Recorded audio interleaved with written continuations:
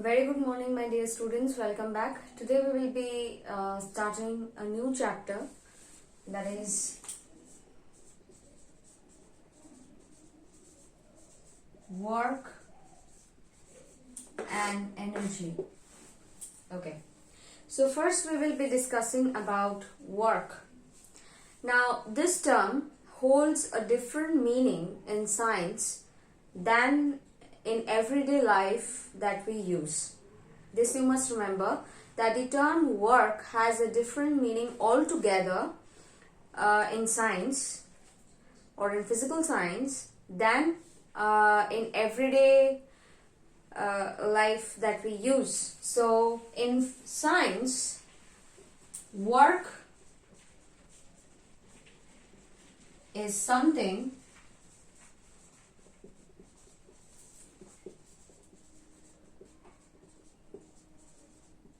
that is said to be done. Work is something that is said to be done when a force applied on an object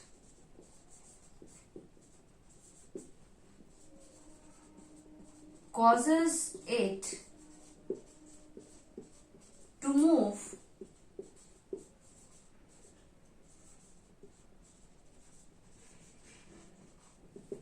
in the direction of the applied force. Now let me explain. In physical science or in science, work is something that is said to be done when a force applied on an object. Consider this marker pen. This is an object. I apply force on this marker pen in this direction. I try to push it. Okay?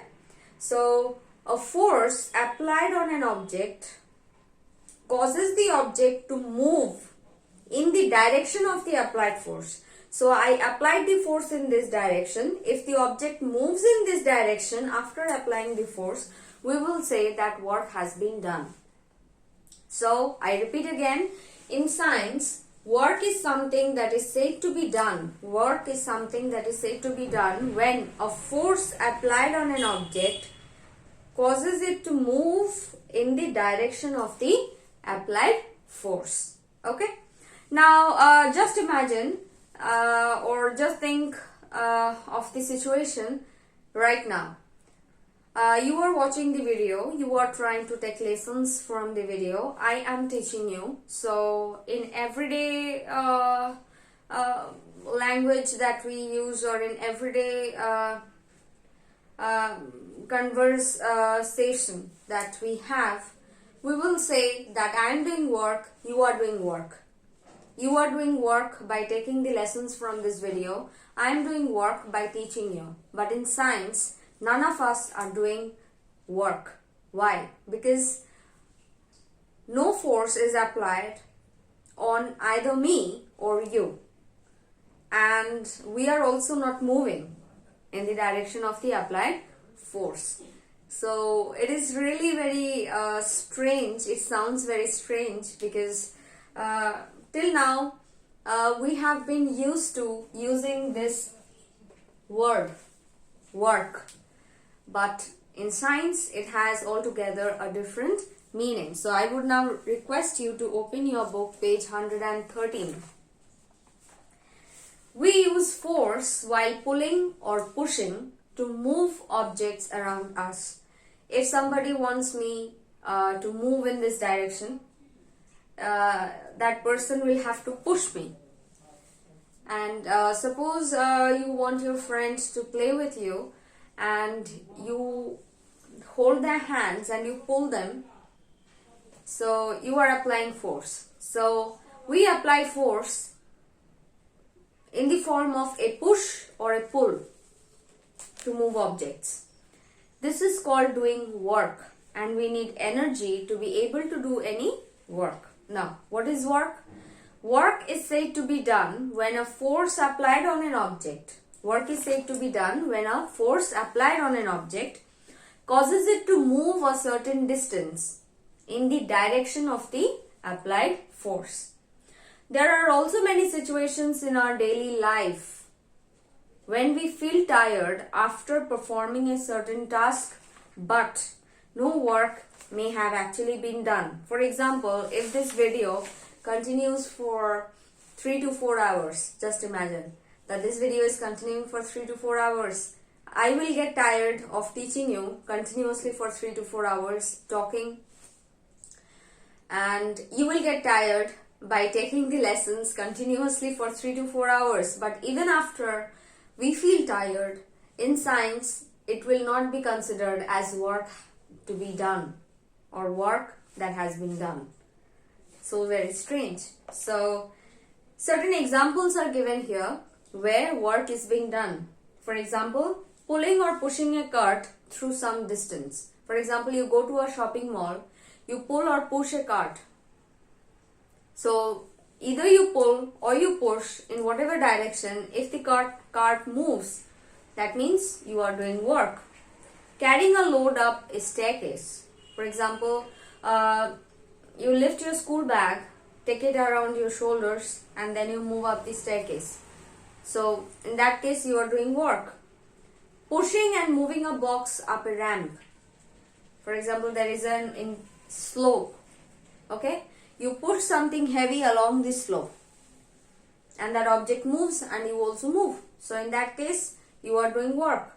Running or jogging, because you are applying force in your body by yourself to move the body in forward direction, and your body moves. So you are doing work.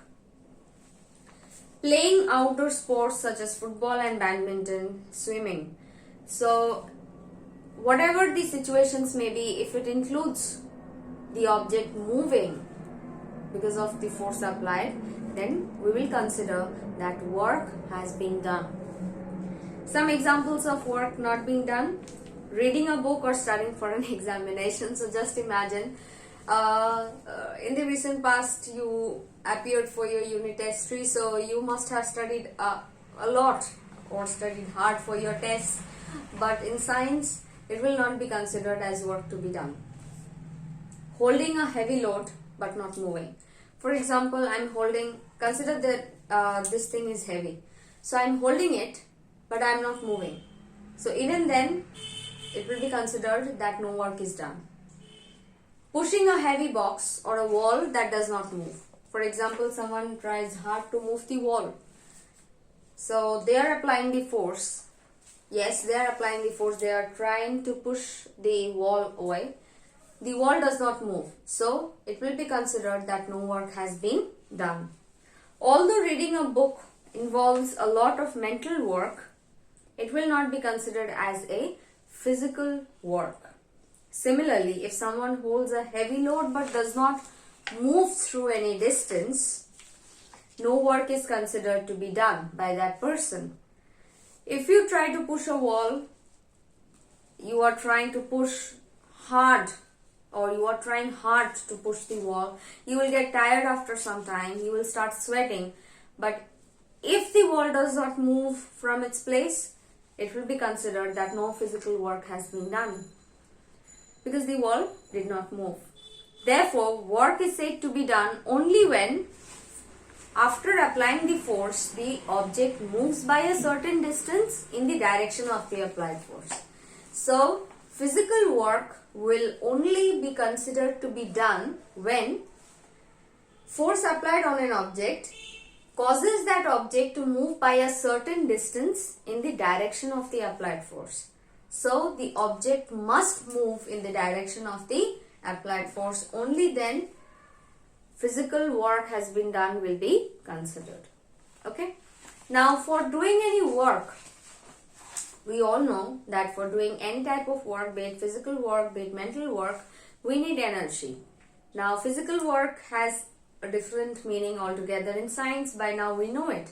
So, for doing physical work, we must have energy to do that work. So, what is energy? These are these two terms, that is work and energy, are very close to each other.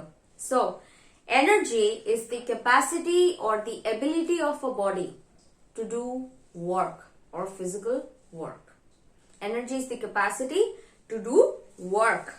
What is energy? Energy is the capacity to do work.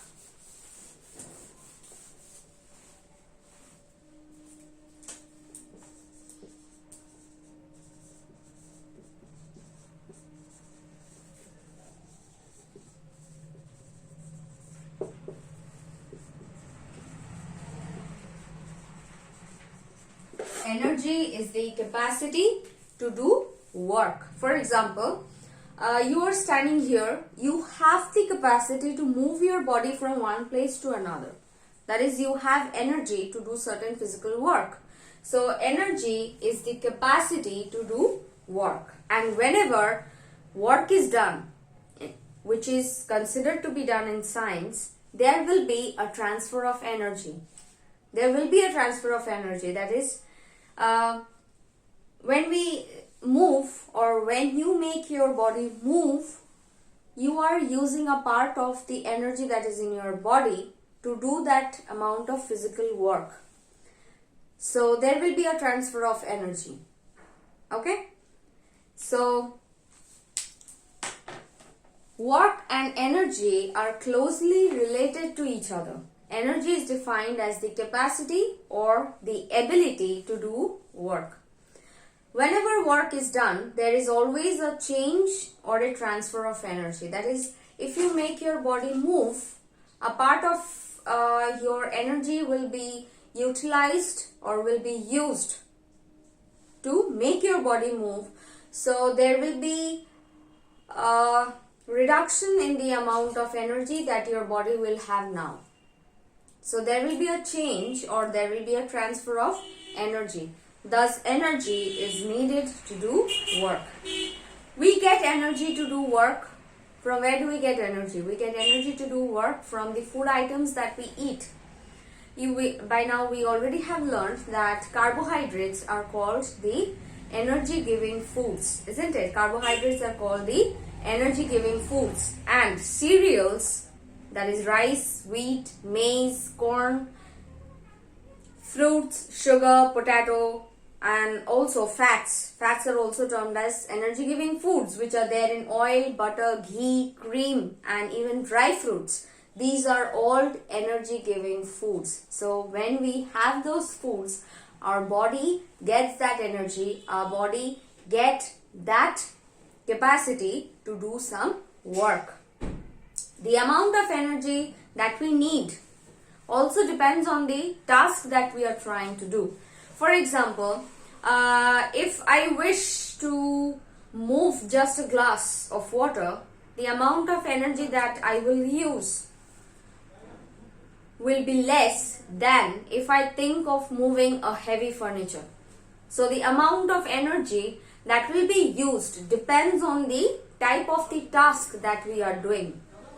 So we need more energy to swim or jog than when we walk slowly.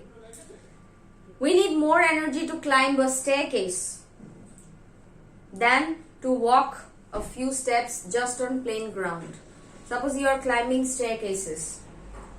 You will feel that you get tired more faster than if you the situation where you walk for the same time on a plain road, isn't it? Yes. We need more energy to play sports, outdoor sports that involves much physical activity, for example football, cricket, badminton, than to sit at home and play carom or ludo or any other indoor games. So the amount of energy that we will use to do certain work depends on what type of task we are thinking of doing. Okay? So this will be all for today's class, children. In the next class, we will be studying about the different forms of energies and if possible, what is the difference between then work and energy. So this will be all.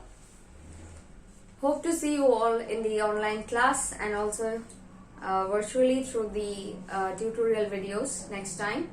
By then, get yourselves with this much of the lesson that you have been taught today through this tutorial video. Thank you children, stay safe, stay healthy, and let us meet in the next class. Thank you.